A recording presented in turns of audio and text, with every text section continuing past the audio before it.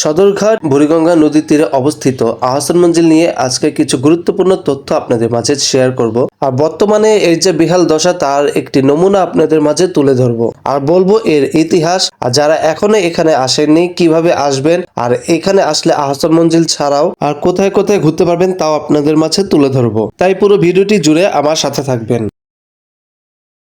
আহসান মঞ্জিল পুরান ঢাকার বুড়িগঙ্গা নদীর তীরে অবস্থিত একটি ঐতিহাসিক স্থাপনা। 19 শতকের মাঝামাঝি সময়ে এটি নবাব পরিবারের বাসভবন হিসেবে পরিচিতি পায়। প্রথমে এখানে ছিল ফরাসি বণিকদের তৈরি রঙ্গমহল।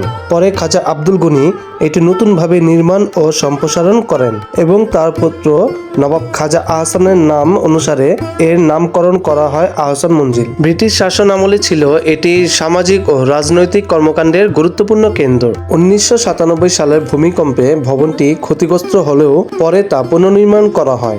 দীর্ঘদিন অবহেলার পর সরকারিভাবে সংস্কার করে এটিকে জাদুঘরে রূপান্তর করা হয়। উদ্দেশ্য ছিল ইতিহাসকে সংরক্ষণ করা, কিন্তু দুঃখের বিষয় বর্তমানে আহসান মঞ্জিলের অবস্থা খুবই হতাশজনক। জাদুঘরের চারপাশে ডাস্টবিন থাকা সত্ত্বেও ঘাসের উপর, মেঝেতে এবং বিভিন্ন জায়গায় ময়লা আবর্জনা পড়ে থাকতে দেখা যায়।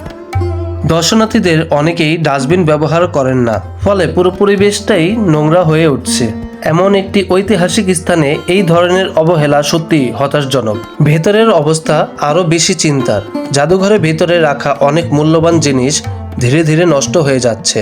কোথাও পরিষ্কার পরিচ্ছন্নতার অভাব, কোথাও আবার যথাযথ রক্ষণাবেক্ষণ নেই।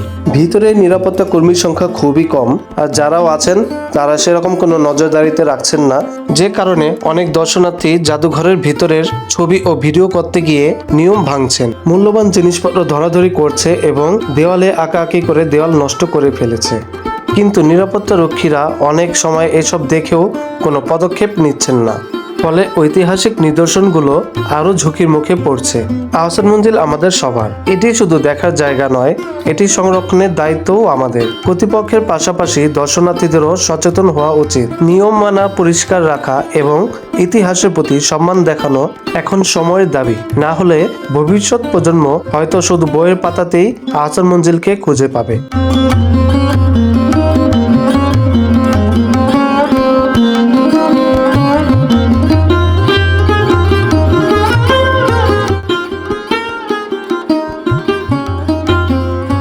তো এখন বলি, আপনারা যারা এখনো এখানে আসেননি কিভাবে আসবেন। আপনারা যদি বাসে আসেন তাহলে সদরঘাট নেমে যাবেন, সেখান থেকে রিক্সা নেবেন আহসান মঞ্জিলের গেটে, ভাড়া নিবে 30 টাকা।